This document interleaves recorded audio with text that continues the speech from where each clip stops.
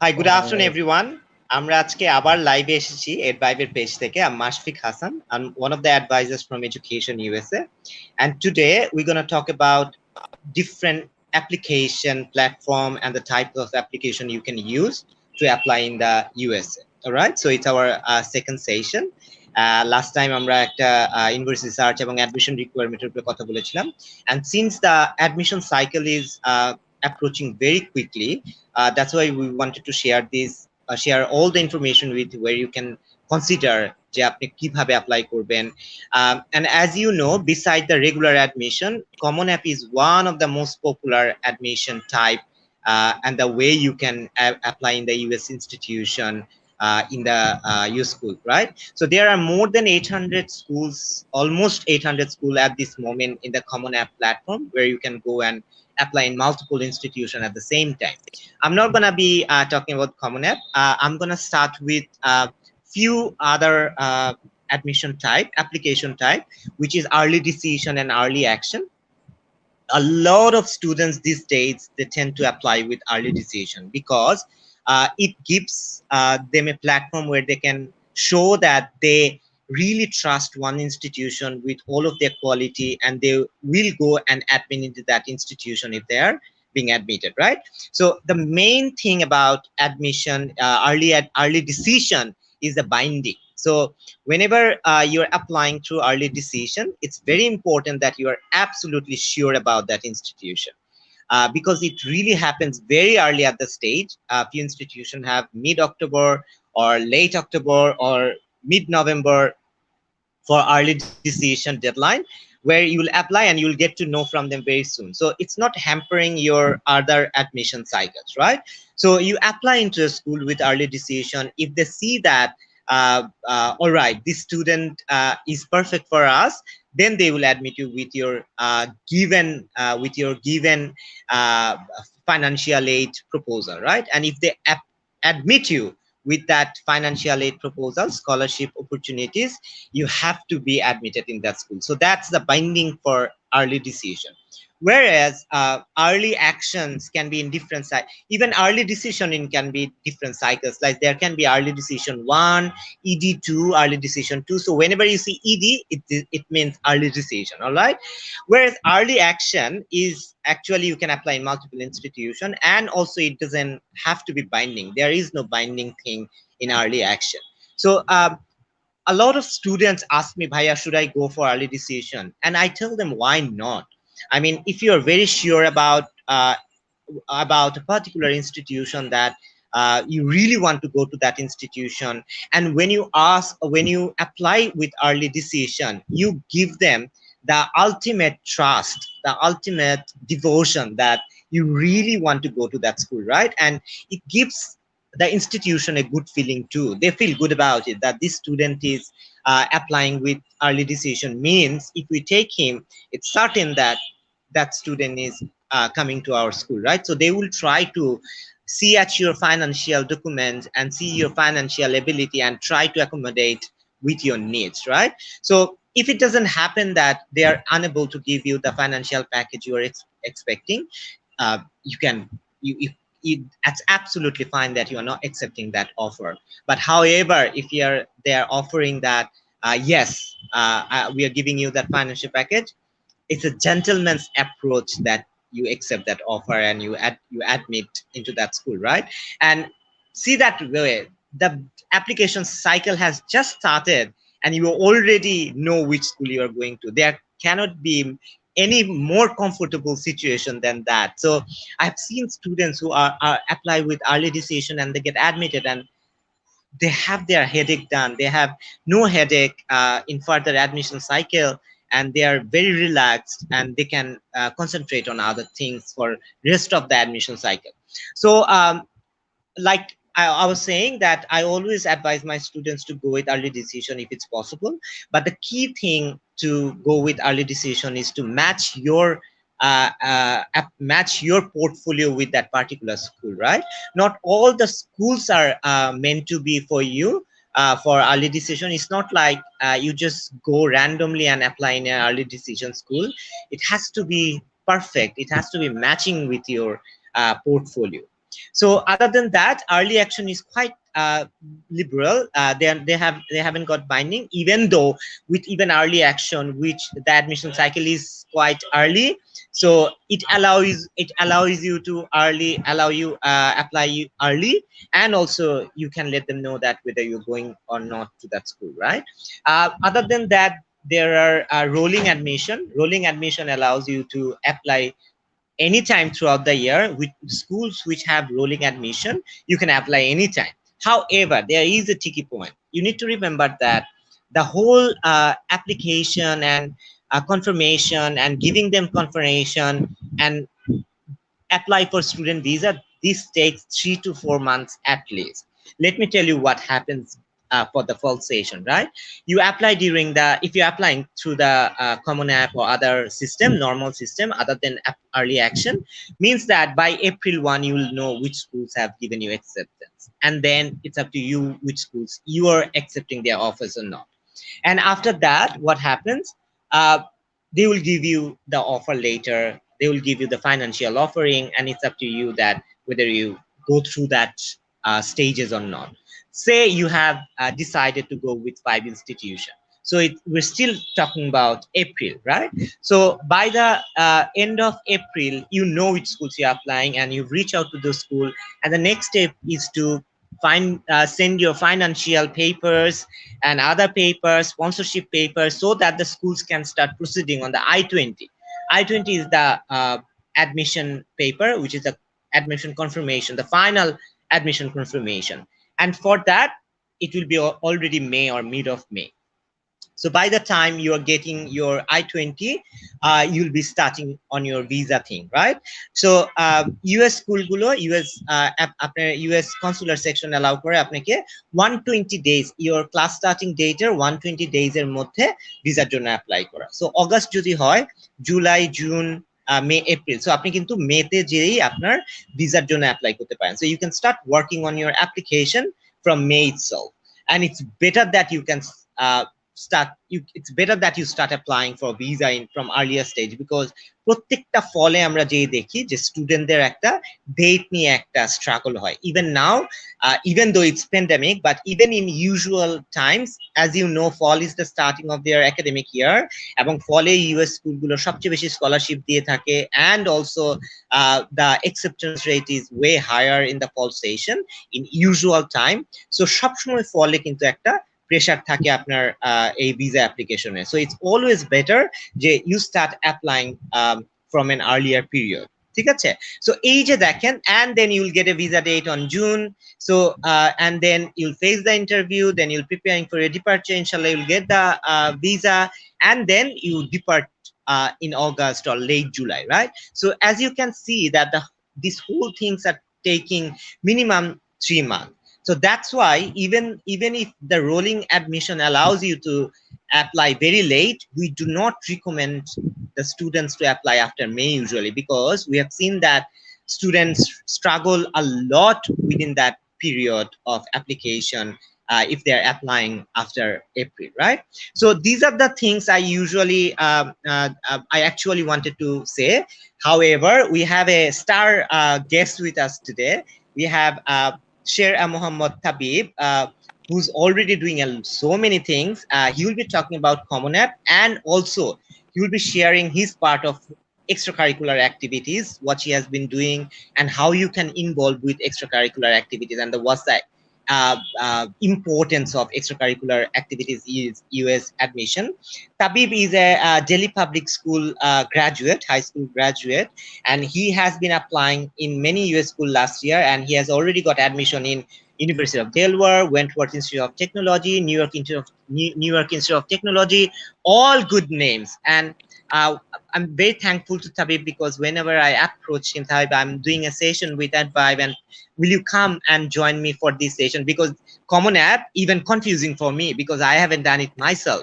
So students who have done it themselves find it more comfortable to share. So Tabib, welcome to our session, and thanks again for joining us here today. Now it's all up to you. Thank you so much, Mushfiq Bhaiya, for firstly for inviting me, and secondly for this beautiful introduction. I'm glad to be here, and I'm always glad to help others. So, yeah, I just graduated from the EPSSC School Dhaka, and I'll soon be going to the United States for my college. I have chosen the University of Delaware, and hopefully in January or February, I'll be joining them. So throughout the whole admission process, I've done a lot of research. And especially during the COVID time, I got a lot of time to actually, to do the research on the colleges and all the other platforms. So first, I'd like to talk about Common App. What is the Common App? So Common App, as it says by its name, is a common stage of applications. Like it's a platform. You fill it up, you make your application ready, and more than 900 colleges around the United States. That you'll just need to fill out that one application, and then you can slowly start applying to colleges that you wish to apply to. So the Common App actually has five sections. One is your personal profile, then comes your family, then comes your education, then comes your extracurricular activities, and after that comes your Common App essay. So I'll be going through all the topics today, one by one. So first, let me tell you the importance of the Common App. A lot of colleges have their own systems, like the University of California, they have their own platform where students can apply to. But the Common App, they still accept the Common App, and a lot of other colleges, they still accept the Common App, even though they have their own portal. It's because Common App does not only present your grades or just your academic performance or your academic achievements to the colleges you want to apply to, but it actually presents your whole person review to the colleges, starting from your personal family background, your ethnicity, your extracurricular activities, and a personal essay on you, that who are you as a person and what you need or what you want out of the college. They just present you as a whole person in front of the admissions committee. So I believe Common App is actually, in my eyes, the best application stage, the application platform. So when you first log into Common App, you'll have to open your account. It's very easy. You just need to put in your date of birth, your email address, and a few other things like your date of birth, and like your um, passport number and stuff. So after you create your Common App account, the first step you'll do is fill the profile, your personal profile. It's almost the same. They'll ask for your address, your permanent address, your mailing address, your email address, which school you have been going to, from which year you attended, what school, which school did you attend for grades 5 to 7. After that, which school you attended, high school, secondary school. They'll ask you about everything. You just fill it up. After the profile section comes the family section, where they ask about your siblings, if you have any, your parents, their educational background, if they ever went to college or not, your brothers or sisters, if they're attending any college in the United States, if they are, then which college. After the family part comes your education. There, they're going to ask you for your transcripts of the past 3 years: ninth grade, 10th grade, 11th grade, and 12th grade, all the transcripts, as in you can obviously present your best ones or the ones you'd like, but I personally suggest you to present the best ones. For instance, in ninth grade you had 4 exams. So if I were you, I would obviously submit the results of the exam that I did the best in. So you submit 4 transcripts from 4 years, and apart from that, you mention your O levels, A levels, or IB, what subjects you had, what were your grades, and everything. So if you're from school, then obviously your career counselor will verify these. You'll have to add your counselor to that. But if you're not, then it's not a problem. You can personally fill it all out. In the education section, they'll also ask about your future interests, like in what subjects you're interested in college. You fill that up. Then you'll almost be done with the education section. It's pretty simple. Then comes the extracurricular section. Well, as we're currently here talking about extracurriculars, I'd say that extracurriculars in the United States of America are almost as important as the academics. It means that if you're scoring good grades, it won't matter unless you don't have good extracurriculars as well in order to get into a good university. I personally was obsessed with the Ivy Leagues. I looked into all of them, applied to all of them. I even got different and then later on waitlisted from one. So what I learned in the process is that there are students who have perfect grades, who have perfect SATs scores, who have like 1500 plus SAT scores. They have A stars, straight A stars, 90 plus average, CGPA of nearly more than 3.8, but they still couldn't get into their dream college just because of their lack of extracurriculars. So, what are extracurriculars? When it comes to extracurriculars, it's anything that you're doing for yourself, for your family, or for the society along with your studies. It can be sports, it can be music, it can be community service, it can be helping the poor, or it can be helping the elderly of the society, it can even be planting trees, or it can even be painting, or any other activity that you're doing apart from your studies. So there are 10 slots there in the Common App section, Common App Extracurricular section, where you can fill it up and put in your extracurriculars. If you're in music, then I'd suggest you to join a music club or post your, or there's also options there. There are also options there where you can upload your music videos or upload your art portfolio for the college people to see.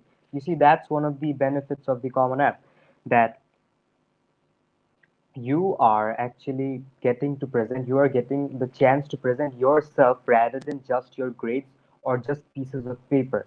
You're getting the chance to show them who you are as a person. So yeah, the extracurriculars. So if your expertise is in music, then you're playing your guitar, and upload a video there in the Common App portal section when you're sending your application, saying that okay, yeah, listen to my music. If you're doing community service, then mention there that I have been a part of this organization, and the organization was specialized in helping the underprivileged children of the country. If you're into sports, you can mention that you were in the team, or you're in the school football team, school cricket team, school basketball team, or even the school swimming team, table tennis team, any sports you were uh, involved in high school. You can also mention there if you've won any awards for your achievements. For instance, if you've won the most valuable player award in a football tournament, you can also mention that. All of this, they look into the depths and they try to bring out the person who you are. Because when it comes to the US colleges, they just don't want another brick in the wall. They want people who can contribute to their campus, to their dorm rooms, to their dining halls, and even in their libraries. But as a whole, they just don't want contributors in the classroom. They want human beings who can contribute to every bit of the college. Because human beings, the students there are what makes them who they are. So that is the reason why they go into depths and they look into the students and almost everything about it. So how are you going to present yourself? You can't only present yourself using extracurriculars or your grades, which is why the personal essay is there. Common App has a 650 word a mandatory personal essay. You have to write it up. So there are several options there, several topics there. You can either write about those topics or you can write about whatever you want. Like I personally wrote about what happened in my life, or a personal incident that happened that shaped me to be the person that I am today. You could do the same, or you could write about a story that means a lot to you. You can write about your grandparents, you can write about your siblings, you can even write about your pet dog. Anything, whatever you feel like you want to present in front of the admissions committee, you write about that. 650 words just for you. They call it the 650 words for the student.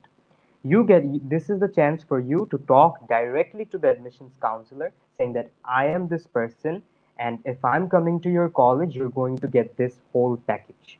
You're not just going to get a student, you're going to get a human being. J এরকম. So there goes the personal essay section. I think the personal essay is one of the most important parts of your applications, actually, because I'll give the example of Harvard University. Back in 2013, they had an applicant who had a CGPA of 3.2. That is not even close to the Harvard average accepted CGPA. But that person wrote an extraordinary essay which the admissions officer liked. And they said that, okay, uh, we don't just need grades, we need this person. এই মানুষটাকে আমাদের দরকার, so we're just going to take him. So when they accepted that student, everyone was shocked that a student with a CGPA of 3.2, that's not even close to the average 3.9 or 4 of Harvard. Why did they take that person? And when the admissions committee came in front of the press, they just clearly said that the essay that we received, it touched the admissions counselor, and she decided to just take him in. So that's how it works in the United States. A good university or a top university, they just don't look into your grades. Extracurriculars, your essay, all of it are very important. Now coming to the part that how can you build your extracurriculars? If you're currently in ninth grade, 10th grade, or 11th grade, if you're listening to me, I would say that it's never too late. It's never too late to do anything.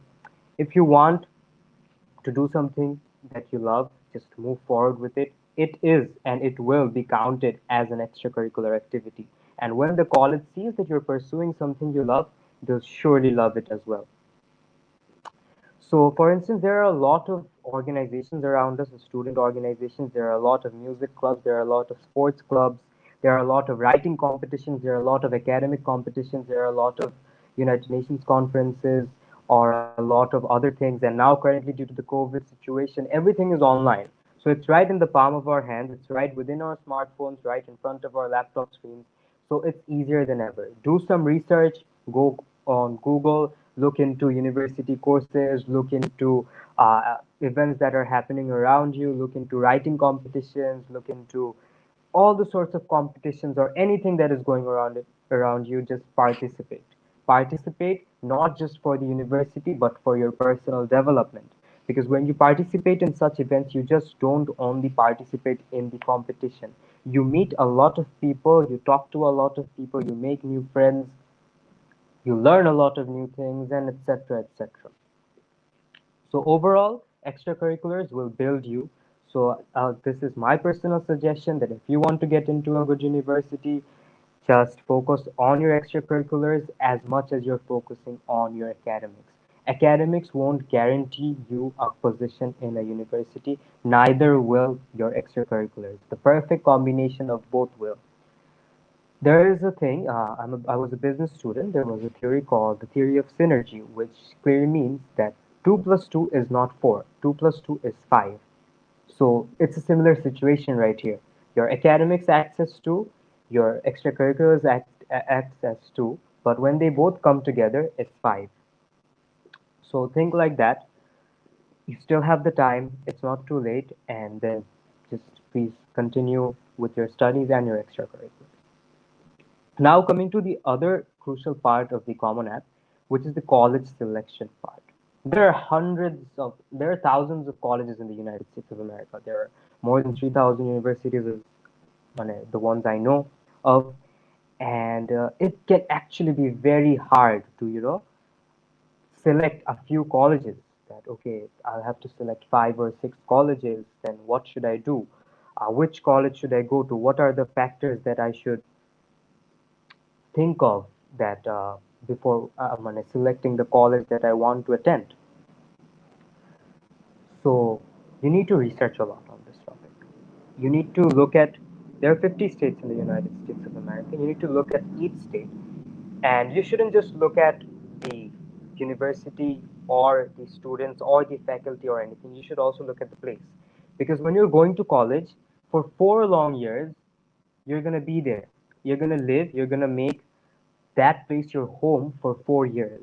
So obviously, when you even move to a new house or a new place, you look around everything.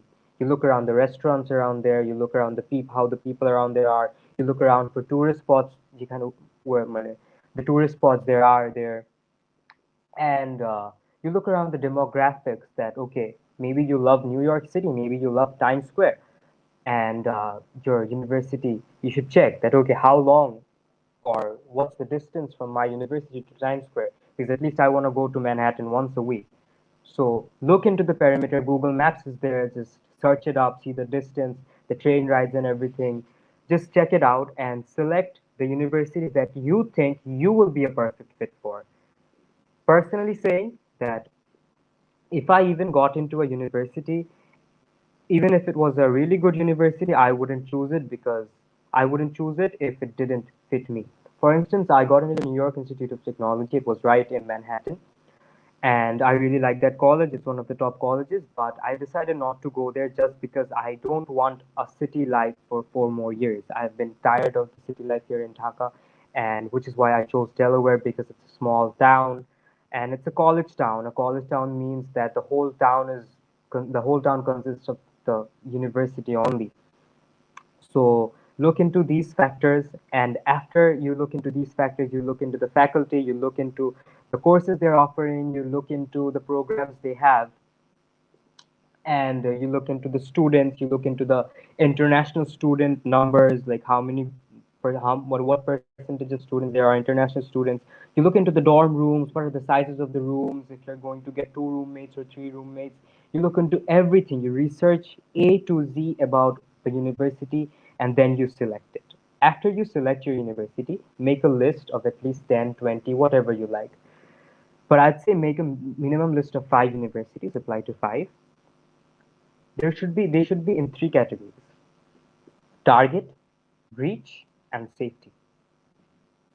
The target colleges should be the ones যেখানে you feel like majority chances that you won't get in, but that is your dream college.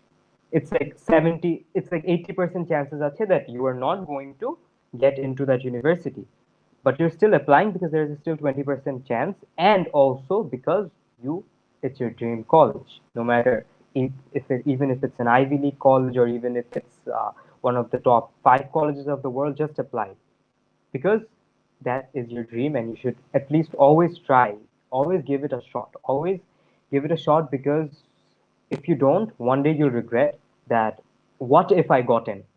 So you see, it's luck plays an important role here, and a lot of other factors do. So take the chance, don't sit around. There goes the target category. You can apply to as many target colleges you want. Then comes the reach. Reach means a 60-40 chance. That 60% chance you might not get in, 40% chance you will get in.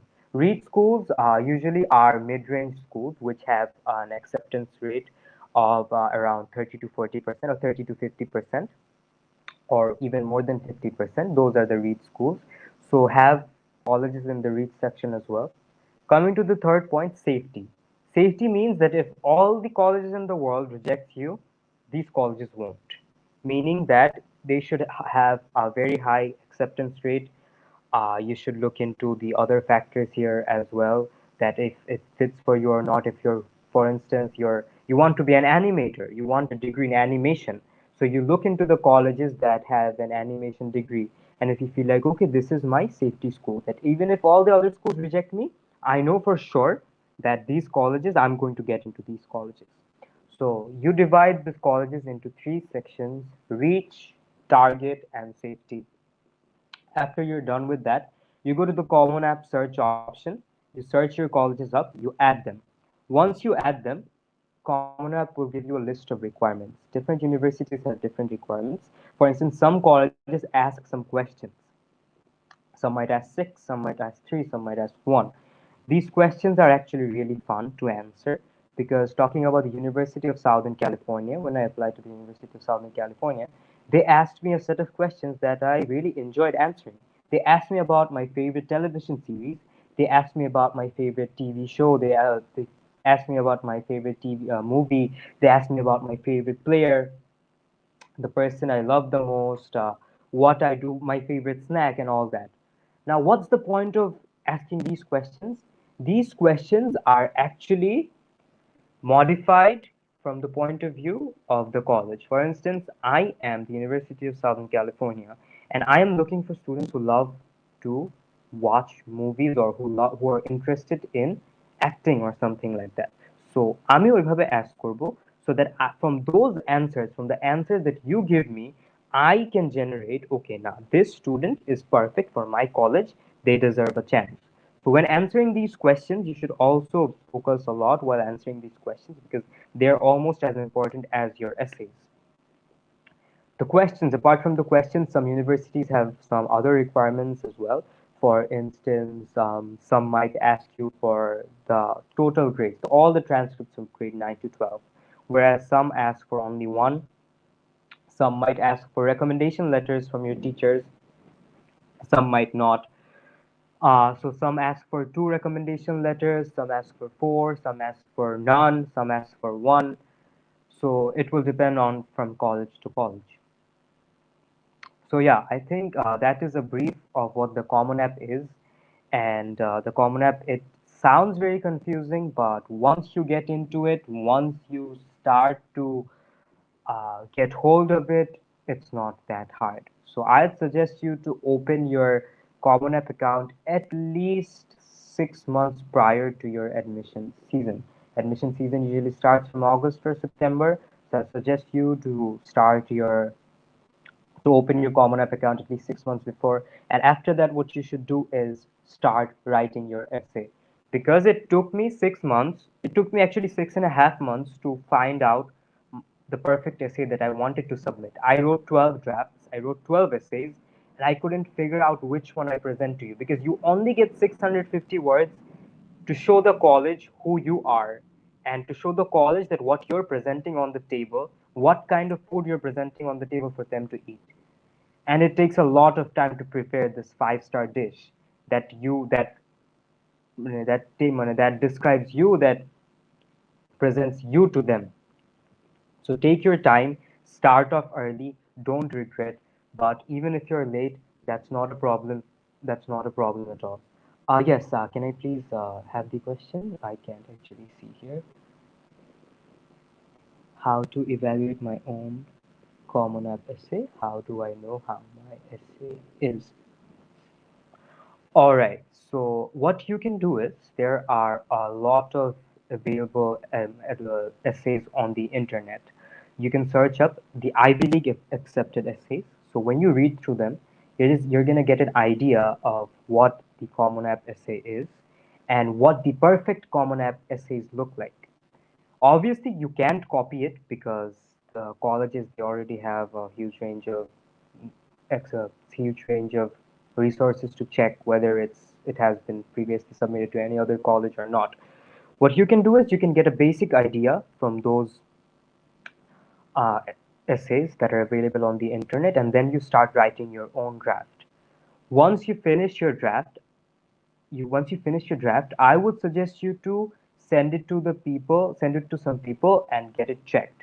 For instance, I sent it to my English teacher, I sent it to my counselor, and I even made my friends read it so that they could give me feedback. Because when you read your own essay, you won't get the feedback you need. And feedback is very, very, very important because you should know that what someone else is thinking about you after reading the essay, what someone else thinks about, what someone else is thinking about after reading your essay. So the best option here to do, the best option here would be to make someone else read your essay and give you some feedback, and then you work on it. And obviously, the grammatical mistakes and all that, there are some apps there. There are your teachers, there are your counselors. Just make someone else go through it, check for the grammatical errors, check for the other errors, and get some feedback from others. And evaluating your own Common App essay, I think that would not be a great option because whenever I was in any sessions of the universities that were holding sessions, including the Ivy Leagues, they said that what you write, you will always see the good sides. You'll never see the bad sides. And even if you start seeing the bad sides, you feel like that the whole thing is a mess. So you'll scrap it. So don't do that. Just go for the feedback thing. Just ask your friends or ask anyone else to just give you some feedback, what they think about your essay. Do we have any more questions?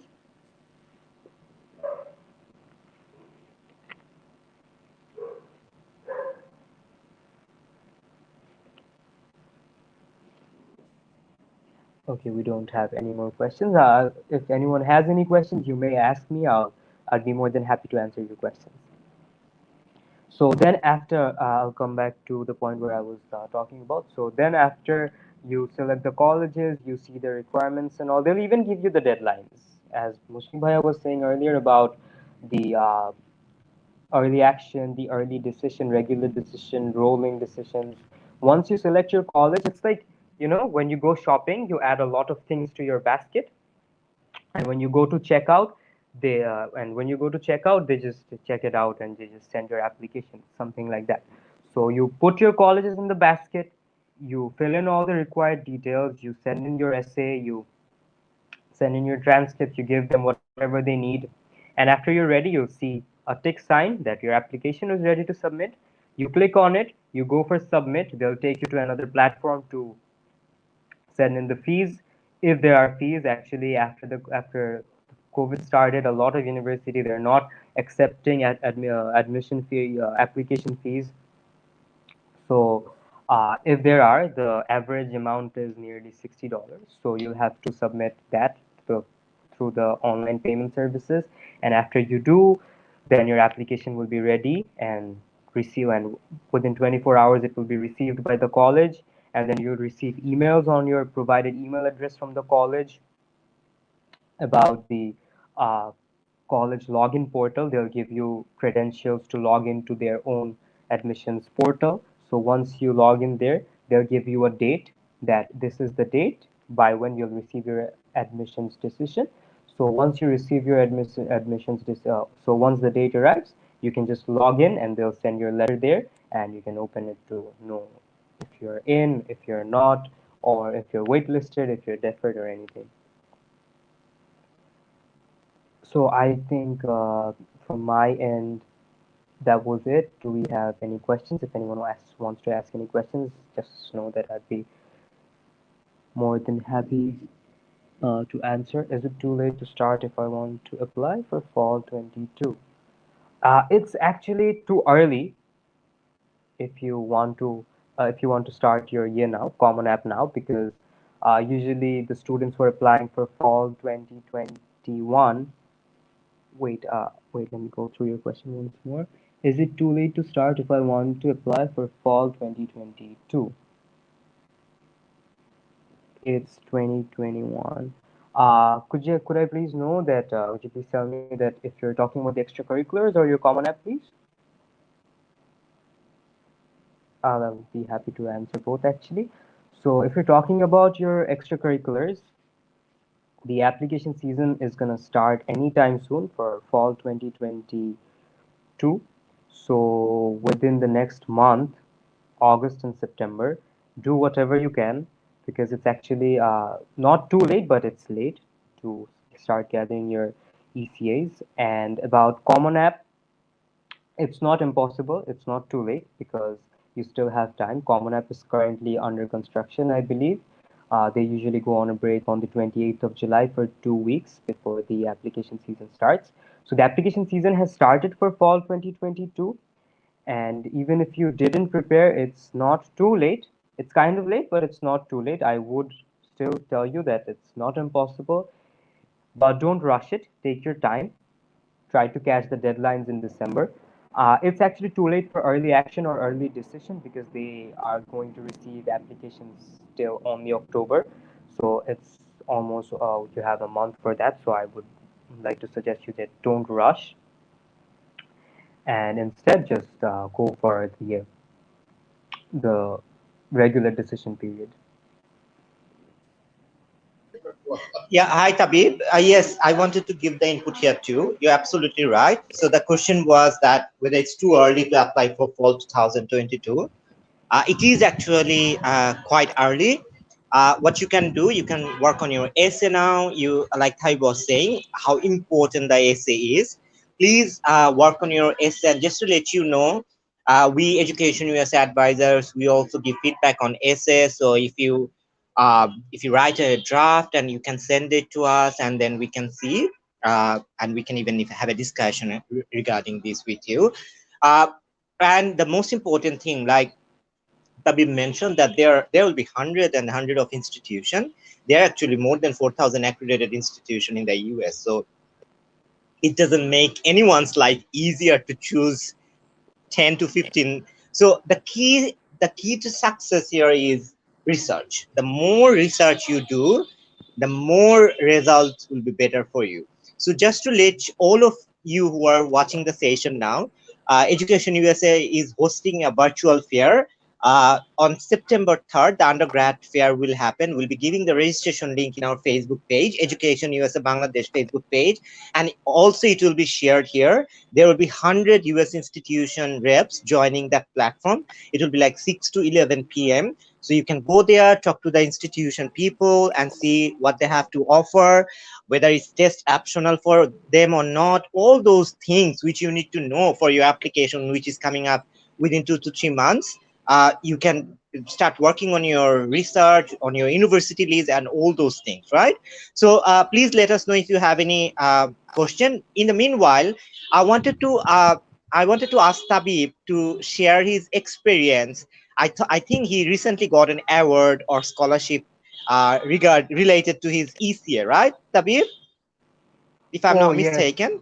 yeah, not Why mistaken. don't you So share your experience? I was fascinated to hear that, so I would request you if you can share that experience with us. okay, so I was actually very highly involved with extracurricular starting from 10th grade. I was involved in almost every activity in my school, starting from football to music to competitions to academic competitions, non-academic competitions, and almost everything that was going around in school. So a lot of us, we don't get the opportunity, and I personally didn't as well. I had to make the best out of the things that I had in front of myself. But what currently we all are facing a problem here is coronavirus. So COVID has put a break to our daily school life. So we actually can't pursue the extracurricular activities, the physical ones that we previously could during school years. So my ECAs, the things that I presented in front of the college, mostly consisted of the things that I started after COVID happened. So last year, after the country went into lockdown in March, we all were obviously at home. So I'm kind of a person who can who can sit or stand still at a place. So I always had to do something. So what I did was that I thought of starting up a business, and not just a business. I started to think about starting up a social enterprise, that a business model where I will be creating products, I will be selling those products to the privileged ones of the society, and then get the amount and use it for the benefit of the underprivileged children.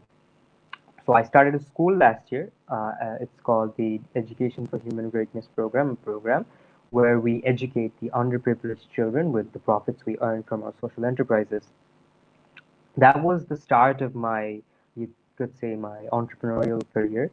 And honestly, I didn't need anything. I didn't need a school backup.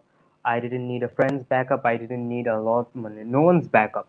So what I'm trying to say here is that you don't need anything if you want to start something. You just need the motivation, and you just need the strength in you. You just need to be there for yourself. You need to prepare yourself and just keep on telling yourself that you're going to do it. So if you want to do something, there is nothing that can stop you. So once that project started, I started up two more businesses. I run a magazine company now titled Bills, and currently we're working on this huge project where we prepared a survival kit for the underprivileged children, where they can. It's a booklet that consists of all the topics that they don't teach them in schools, like normal schools. Like for instance, what to do when someone is offering you drugs, or what to do when you're being harassed by someone, who should you call when your mom or dad or someone in your family is facing an emergency medical condition. Basically, a learning and a survival kit for them. So here, what I can offer to the people who are currently watching this is, don't be worried. You can write down my email address here. It's shertabib@gmail.com. If you want, we always take interns, we always take in volunteers, and it's a new project. If you want, you can obviously send me an email, and I'll be happy to assign you to some work. It will not only help you with your university applications, but it will also help you to learn more about the people around us, learn more about the kids of our country who are fighting almost every day to survive. You'll know more about the country, the society, and everything. So I'd be more than happy to do that. And talking to the achievements and everything, I was the youngest social entrepreneur of the country. I'm not sure if I'm still am, because I started it when I was 17. Currently, I'm 18 years old. But then coming to the magazine, I got awarded as the youngest person in the country who owns a media outlet. And yeah, that's it. And apart from that, I did have a lot of other things in school.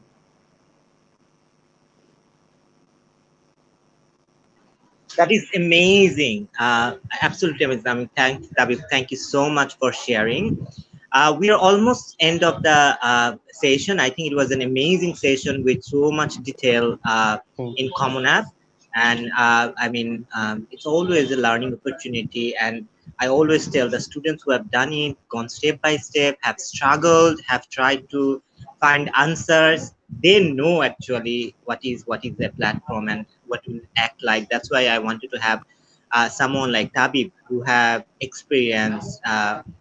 Who has experienced himself about this platform, and he knows the best that how to give. Tabib is very generous to give his email address. So if you, any one of you are willing to get tips from him, please reach out to him by email, or you can talk to the admin of that group, moderator of the group, and we can arrange to get answers from Tabib later on. So Yes, of if you course. do not have any further question, would like to say bye. Again, a small reminder on the Education is a Fair, which gonna happen on September 3rd. So please register for that fair. It's a free fair. There will be 100 institutions all together. You can come in the evening time and join the session. Please do join. And apart from that, we do Education USA. We do a lot of session. If you go to our Facebook page, Education USA Bangladesh, and go to the event section, you will see that we have so many interesting events lined up for you. Tabib, any last words from you, Bhaiya? Some last words I would like to tell everyone who's watching this, that don't depend on someone else. Stand up for yourself, and you should know this one thing, that when it comes to your future and when it comes to your life, the best decision maker is you yourself. So when deciding your college, when deciding where you want to go, don't let anyone else manipulate you, or don't let anyone else affect your decision, that no, I want to choose this college or I want to choose that. You should have the freedom here to choose your college. You should have the freedom here to fulfill your wishes. You should have the freedom here to decide to study the subject that you love. Don't come under the pressure of society, don't come under the pressure of anyone. Stand for yourself, and yes, that's it. As long as you have yourself, you won't need anyone else. Thank you. Wise words. Wise words coming from a very young man. Thank you so Thank much, you so Bhaiya. much. Thank you All so much, right, everyone, for joining. everyone. Yeah, same here. Take care. Stay safe.